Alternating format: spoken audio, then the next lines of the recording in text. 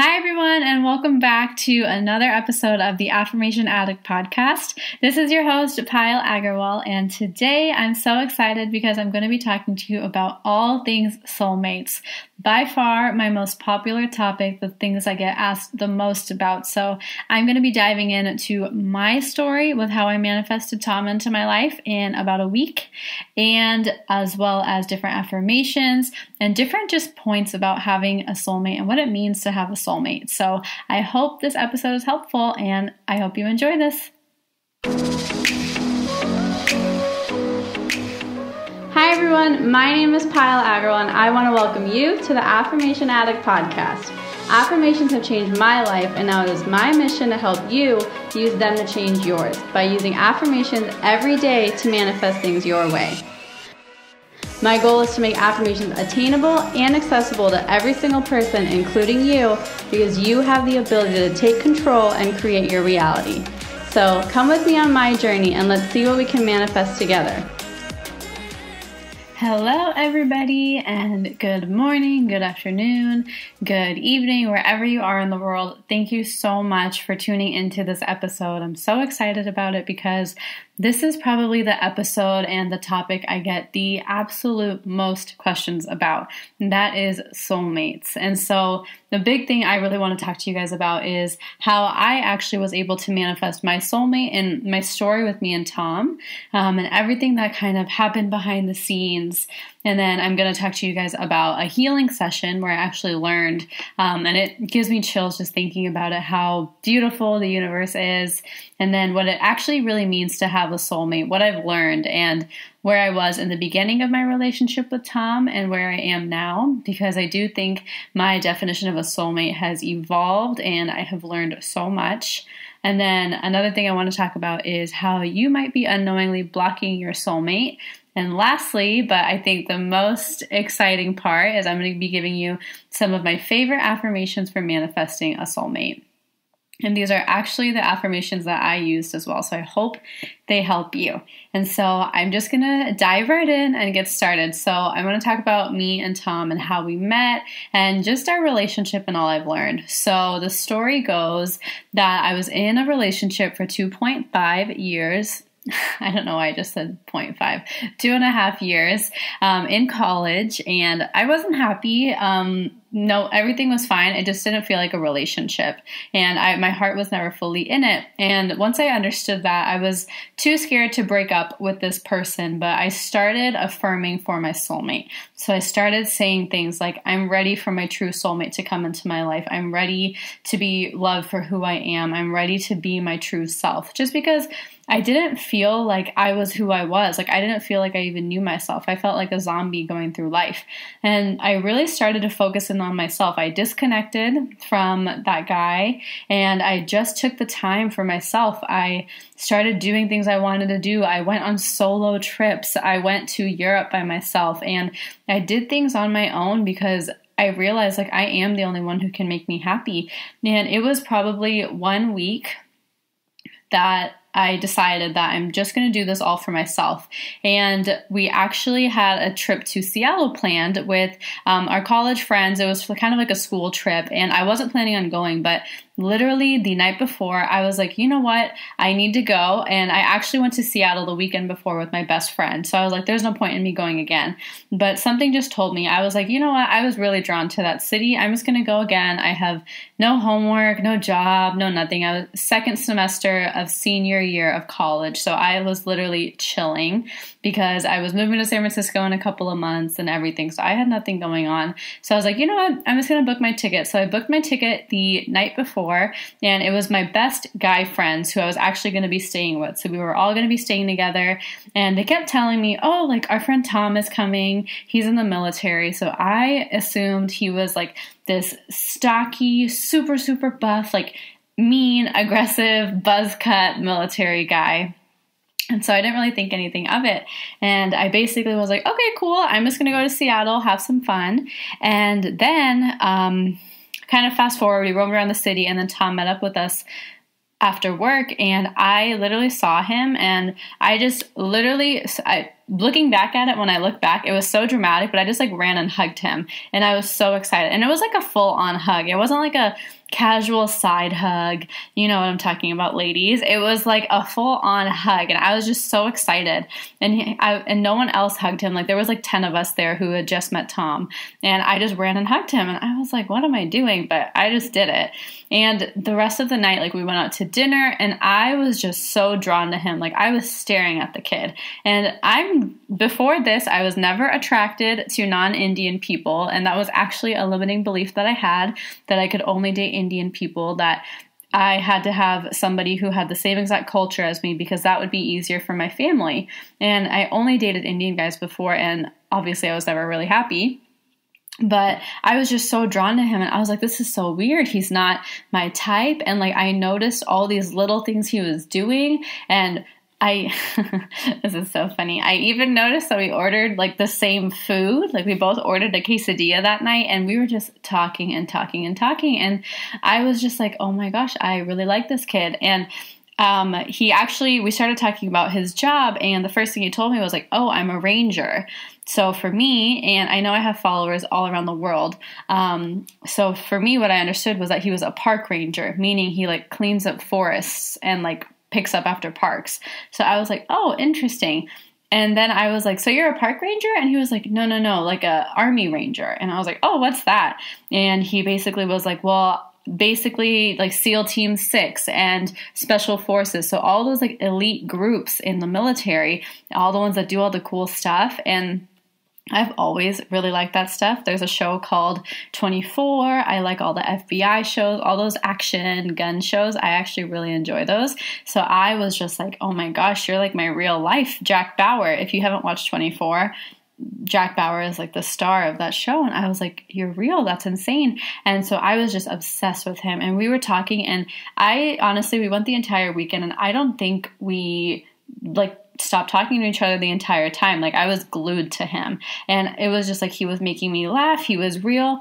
He was asking me about little details about myself, and it was just like, So we spent the whole weekend together with our friends, and we were all just hanging out, and eventually we got on the topic of military relationships. And so I was like, how do you do military relationships? And he was like, I don't. Like, it's way too hard. I've seen so many guys like disrespect their wives. I've seen so many girls disrespect their husbands. So I've just seen like not good stuff. So I've never been in one. And I was like, yeah, that would be crazy. I don't know how you would do that. And we kind of left it at that. Like we talked about how he wasn't looking for anything because he has more stuff planned in his career. I was about to move to a new city, start a whole new job, and all of that. And then basically what came up was it was Saturday night, and I was supposed to leave Sunday, 9 a.m. And that night I changed my flight because I asked him, I was like, what are you doing tomorrow? And he said, nothing, I'm just chilling. I have the day off. So I changed my flight to Sunday evening. I don't think my parents know this. Mom and dad, or Mossy, or all my family, if you're listening, I did this, but we spent the whole day together, and it was awesome. And like we left, and I'm a big FaceTime girl, and he was like, do you want to FaceTime tomorrow? And I don't think we haven't gone a day without talking since then, unless it was because of military training. So that was the story of how we started. Like it was just like laughter, joy, happiness, like feeling home and feeling safe and normal, all at the same time while my heart was like exploding of happiness. It was such an indescribable feeling, and I did so many things so quickly, and everybody thought I was crazy. They're like, you're just jumping, you're rebounding, all this stuff. But I mean, I think we are truly, truly soulmates, and I know we're truly soulmates. I wouldn't be sharing all over social media if I didn't think we were soulmates. And it was just amazing. And there's so much more to our story, which I want to tell you guys how I've used affirmations in our relationship, because me and Tom have been long distance ever since we started dating. So he lived in Seattle and I lived in Phoenix. I was still going to college. So we made the effort, and I would write affirmations like, oh, me and Tom get to hang out with each other a lot. We have our families get along together. Like I would write different affirmations, and every single one of them would come true. Like our parents, like actually our moms, they weren't supposed to meet, and they met, and they are like soul sisters. Like our moms are truly, truly so similar, and they're best friends. And I know that's such a big deal because most moms like don't get along, like mom and mother-in-law. I know that's always like an issue sometimes. And it was just so nice because I've always wanted my family to be close with my significant other's family. And our parents met like probably a month after we started dating, and it was really fast, obviously, but it was just things kept unfolding and it was just so perfect. Another thing is like he would be deployed. And so when he was deployed, I really wanted him to come home early, and that's really when my affirmations started working. I wanted him to come home early, and I wanted us to live in the same city. So basically, I started my job. It was San Francisco, but I was a consultant, so I would travel for work. And so I have that journal. I wrote affirmations where I was like, I'm going to be staffed in Seattle. I'm going to be staffed in the same city as Tom. And Seattle was like not even on the radar for my company. And I got an email like 2 days after I was about to start working saying, okay, your client is in Seattle, so you're going to be flying to Seattle every single week. And that was amazing because I flew to Seattle every week, so I got to see him every single week, and he would drive the 2 hours to come see me. Like, we made it work, but we were in the same city. That affirmation came true. Then he deployed. So he deployed once last year, and I really wanted him to come home early, and his date to come back was actually around January, and we really wanted him home for our birthdays, for Thanksgiving, and he came home the day before his birthday. And so that's really where actually my affirmation journey was so validated because so many things one after another with him came true, and I'm so grateful, and things to this day keep coming true. Like, we write affirmations together now, and it's just so nice because you have someone who gives you the credit and gives you the time of day for what you're doing. And I think that's the biggest thing I learned, because it wasn't like our relationship was perfect. Like, long distance is tough, and it's never going to be easy, but you have to both put in the work. One person can't put in more, and one person can't not care enough. But that's not natural, so you have to communicate. And there was so much communication involved, and I think that's why we're so strong together, because we were both open about what we were feeling. And it takes time, and there's obviously arguments, there's obviously disagreements, but you have to be willing to have those conversations, because if you're not going to have those conversations, you're just going to suffer in your own misery, right? So I would get really insecure about little things. I would write affirmations, but I would also talk to him about it and say, hey, I really need your help. Like, can you please help me? And he did. So I really do think having soulmates and having a significant other, the purpose isn't just for them to satisfy all your problems. The purpose of having a soulmate is for you both to grow together. And we've only been dating for like a little over a year and a half, and we've started businesses together. He bought a home, and he's getting out of the military soon. Like, there's been so many beautiful, beautiful changes that I think that really happens if you surrender yourself completely and unconditionally to that other person. Like, I accept him for everything that he is, everything that he has been, and everything that he's going to be. And I know he does the same for you. And even to this day, there's still times where I get super insecure, and he helps me through that, but I'm honest about it. I don't hide my insecurities. And one thing I really want to tell you about my insecurities, and this is full vulnerability alert, like complete vulnerability. I've never really told anybody this story because it just happened. But basically, I've always had this insecurity that when he leaves, he's not coming back. And that is in terms of when he is with his friends, when he deploys, anything. Like, I just have this worry. Like, whenever he leaves, I just feel like helpless, and that's so unhealthy, and I know that. And I tried so hard with him for the whole year and a half. I'd be like, why do I keep feeling this way? Like, it's not even that I don't trust you, it's just I just have this worry, and I didn't understand. So actually 3 days ago, I went to a healing session, and it's actually called a past life regression. So they walk you through your past lives, and it's basically you're learning something you didn't know and something from your past life. If you don't believe in past lives, just as a precursor, I am not asking you to believe. This is just something I've believed in, something I grew up believing, that we reincarnate, our souls live on, and our bodies just change. So that's just something I believe. And if you don't believe that, that's totally fine. But I think this is still a really interesting story for you to hear. And so during this healing session, my mom was actually going because she has always wanted to do this. And for me, I just was tagging along because honestly, I was driving her and I was like, okay, get me an appointment too. Like, I was not really trying to ask anything. I felt fine. Like, I'm good. But the lady was like, okay, talk to me. And I was like, I guess like what I'd like to work on is like more confidence in myself. Like, I'm starting this new business, and I guess the only thing I can think of is just like more confidence in my business and myself and just who I am as a person. I didn't even bring up Tom. I didn't even say I had a boyfriend. Normally I do bring up Tom, but I didn't even bring him up because I was like, we're good. Like, I love him. He loves me. All is well in my world. Right. But we started doing this past life regression. She takes you into a deep sleep, and just, you're talking. Like, I'm fully aware. She's asking me questions. She's just really relaxing you. And if you want more information on past life regression, message me and I can do a blog post about it in detail. But basically, she took me through that, and what we saw is she basically was like, okay, imagine you're on a beach and there's 2 lawn chairs. And the crazy thing about that is beaches are so close to me and Tom. Like, we're always on a lake or we're always at a beach, and we always have 2 lawn chairs. Like, that's just our thing, being by water.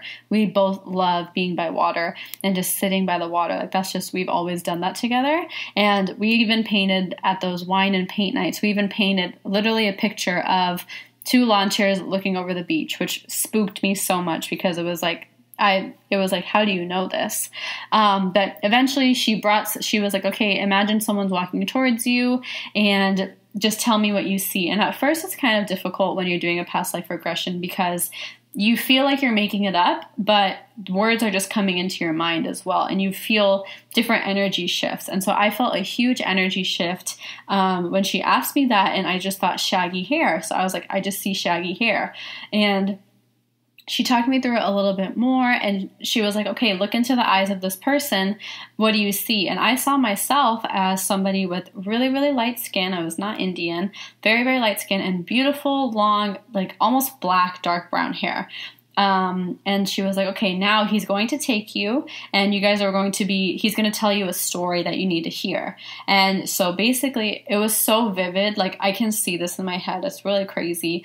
But all I saw was I was wearing a long white flowy dress, and there was this guy, which is him, with shaggy hair and armor. Like, it looked like we were in like ancient Roman war times. And that's what I thought. And I just remember hugging him and crying. And this is the craziest part. I started crying so much in this healing session. Like, I was half asleep in a way, but I was just bawling my eyes out. And I was like, oh my gosh, he's leaving. And I know he's not coming back because he said he's going to war. And that, like, it just kind of all hit at that moment where I was like, that's where this fear of not coming back is coming from. And she walked me through it, and she was like, okay, like, what is he saying to you? And I was like, he's telling me he's always with me, but he truly doesn't know if he's going to come back. And so he said he'll meet me in heaven. So then she was like, okay, fast forward 10 years. And I saw myself as a teacher with kids, which through different healing sessions, I've heard that a lot, that I've always been like a teacher with kids, like a refugee teacher and things like that. I've heard that a lot in my healing sessions. And then she said, okay, did you ever find anybody else? And I said, no, I had no interest. I never found anybody else. And then she said, fast forward to the last day of your life in that body. And basically, it was so crazy because I've never truly believed in any of this. But I saw myself just like laying there happy. I was just old, like not sick or anything. I was just old, but I was happy because I knew I was going to go back to him. And she was like, imagine your soul leaving your body. What do you see? And I said, and I have a recording of this too, so it was really crazy to hear it because I don't remember all of this. And I said that he was waiting for me, and he took my hand and we went to the beach. And so it was just such a crazy thing because the biggest thing was the last time I ever saw that man, that shaggy man, was I was hugging him and he was going to war. And if you remember, the first thing I did when I saw Tom was I ran and hugged him. Like, ran. Like, it wasn't just a casual, like, oh, hi. Like, I ran towards him and hugged him. And it all just made sense because I really do feel so connected in that connection. And even if it's not a past life connection, but that was something that just made me so understanding of where some of my insecurities are coming from. And some of your insecurities, you don't know where they're coming from. It could be past lives. It could be different people impacting you, different limiting beliefs. And so I know that was like a very, very like woo-woo kind of crazy story, but that was something I really wanted to share with you guys because a lot of you were asking what healing sessions I do. And so this is something I really do. And it just all connected because it made me understand why I always have this fear of him not coming back wherever he goes. And it's so irrational. So it really has helped me let go and just take a step back and breathe and not focus on that, because me focusing on that is just going to enhance that fear and put me in a lower vibration. So that was what really, really helped me. And it kind of validated that, yeah, I think he is my soulmate, because how can we be so connected? How did I know so much about him and everything? So that is like a really, really big thing I just learned this past Friday, and I wanted to share it with you guys. Super, super vulnerable. I know you guys might think I'm crazy after this, but if you have any questions, feel free to ask me about this. And what I wanted to talk about next was just what a soulmate really means, because I think a lot of us, including me, when I started dating and when I was just looking for boyfriends, I just wanted the boyfriend for like the picture. I wanted him to be in my pictures. I wanted him to just have someone there. It wasn't for like the joy of just being with someone. And what I've learned is even throughout this relationship, my belief has changed, where I really think soulmates are there to lift you up, and I think soulmates are there to bring out the better sides of you, because I think your soulmate can see all of you and truly loves you for who you are, and they help you do that. Because I think my self-love has grown so much stronger ever since I've been dating Tom, because he acknowledges and accepts me for all of me, and he helps me accept myself. Because having an understanding that in the end our self-love can only truly satisfy us, because when we don't approve of ourselves, it just kind of circulates and everybody else doesn't approve of ourselves, and you get those crazy thoughts in your head. But I truly think a real soulmate is someone you feel joy with, someone who lifts you up and really makes you love yourself even more, because they love you for those reasons. So they're trying to show you how great you are. And I think soulmates is just like that connection and someone who makes you stronger. So that's what I've learned. And I think that a soulmate is you just feel joy and you feel good with them. You don't feel that nervousness. You don't feel that stress or anxiety. It just feels nice and homey and safe. So that's truly what I feel like having a soulmate means. But sometimes I think we block our soulmates by we don't even know what we want them for. And half the time it's just to make it like, if I asked you, why do you want your soulmate? Or why do you love your soulmate? Like, what's your answer? So really think about why you want somebody else in your life. Like, it's a really big deal to share your life with someone and give all your energy to them and give your energy for yourself. Like, it takes a lot of work and it's a lot of effort, but I don't think a lot of us realize why we actually want a soulmate. And to be honest, I didn't know why I wanted my soulmate, but all I knew was I'm ready for my soulmate and I'm ready to love myself. That's what I had to keep telling myself. And literally 7 days later, I booked that ticket to Seattle and I met him. But it was only when I was ready to surrender and say, you know what, my soulmate's going to come to me whenever, but I know that I need to tune inwards and focus on who I really am and get comfortable with who I am. Because in my other relationship, I just felt tainted by everybody else around me, so many other people and college and just everything. I didn't know who I was. Like, I didn't spend time with myself. And I think sometimes we block our soulmates coming into our lives because we think this is how the relationship should be. This is how this should be. But it's like, do you even know who you are as a person? And I'm still learning, like, what makes me happy, what I enjoy, what I like doing. And that, I think, is what you need to focus on, is who you are and what you enjoy doing. Because we are so willing to give everything to a guy who comes into our life or a girl who comes into our life. But when was the last time you did that for yourself? Like, make a relationship with yourself. And I think it's so important to get to know yourself and have a relationship with yourself before bringing in a soulmate, because I don't think you're ready for your soulmate until you truly have a good relationship with yourself. And that's why some people ask me, why do so many guys come into my life and they go? It's because they're not there to be your soulmate. They're there to teach you a lesson. And I think whenever I go through a breakup or whenever people go through breakups, the more things you learn is the more you got to focus on yourself.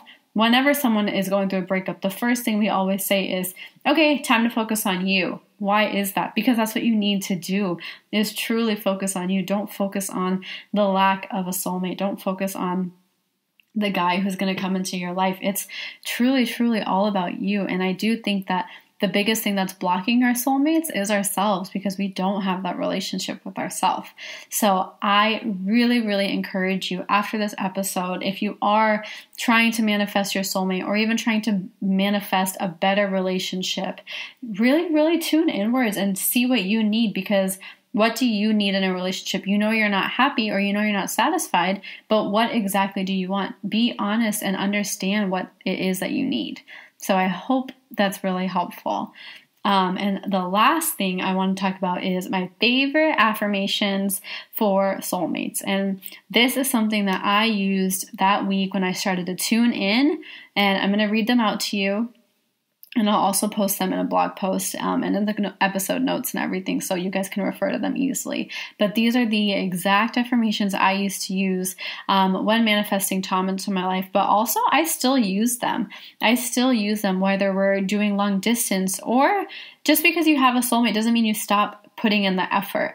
And that's another thing. Like, I put in the effort to this day. I still say affirmations for me and Tom, because just because I have him doesn't mean I'm done trying. I'm always trying, and I'm always working, and I'm always growing to make our relationship better. And he is too. And that's truly, truly so beautiful. So here are some of my favorite affirmations. I'm going to say them one after one. So, I love myself and I feel complete within. I am ready to attract my soulmate into my life. I know that my soulmate and I will be together when the time is right. My soulmate and I have a relationship filled with love, joy, and laughter. I'm ready to be loved, and I release any fears or resistance of being loved. I am loved fully, wholly, and unconditionally. My soulmate and I are divinely and infinitely connected, and I'm open to receiving love from my true soulmate. So those are the ones I would always write, because it's really all about being open and being ready and feeling joy. Like, to me, the end goal of having a soulmate is to just feel joy. Like, whenever I talk to Tom, I feel joy, and we make the effort to separate business and talking about our relationship. We make the effort to just chat and get to know each other more. There's always more to learn, and just enjoy each other's presence. Like, be grateful for who you have in your life. So I really, really hope this episode was helpful, because I wanted you guys to know more about our story and the different ways that I've used affirmations through our relationship, whether it was long distance, whether it was something that I needed to work on. And the biggest thing I did was acceptance. You're accepting that person wholly, unconditionally, and they do the same. So give yourself the opportunity to be loved fully, because a lot of the times we think we're too complicated. We think we have too many issues. You know, the first thing I did was tell Tom, hey, I'm not as chill as you think. I have a lot of things I'm dealing with, but just so you know. And I was open about it, because I knew that. I wasn't scared that that's who I was, because I had the comfort that if I was too much for him, then he's not right for me. Someone who wants to be with me will be able to take care of all of me, and I'll be able to take care of all of them. Whatever their insecurities are, whatever their quote unquote flaws are, whatever it is, like, I love all of them and they'll love all of me. And I knew that. So there's nothing to hide. Like, be who you are and get to know yourself and get that relationship with yourself, because once you know who you are and are comfortable with who you are, then you are so much more aware and so much more understanding if whoever comes into your life next is actually right for you. So that is my invitation for you, is start the relationship with yourself before starting a relationship with your soulmate, because in the end, that's always what it's going to come down to. So I hope this episode was super, super helpful for you, and I hope you enjoyed my story about me and Tom, how we met, how I use affirmations, but also my healing session story, my past life regression story. I hope you found that interesting. I know it's a little different, so let me know if you have questions about that. And enjoy the affirmations. Use them as you feel comfortable. You can say them out loud. You can write them down in your journal. You can print them out. Whatever makes you feel happiest, do that with your affirmations. And I just wish the best for you. And as always, thank you for always supporting me, always loving me. You guys are truly the best, and it means the world to me that I can be a little source of inspiration, a little source of love, and my love is always being sent to you. And I hope I get to talk to you soon. So thank you for tuning in today, and have a beautiful, beautiful rest of your day. I'll talk to you soon. Bye. Mwah. That's all I have for you guys, and I just want to say thank you again for spending some time with me. I really hope you enjoyed this episode, and if you did, head over to my social media. I'm on Instagram, Facebook, and Twitter, or go to my website if you want to subscribe to my email list, which is affirmation-addict.com. I cannot wait to hear from you guys, and I will talk to you guys super soon. Have a good one, you guys. Bye!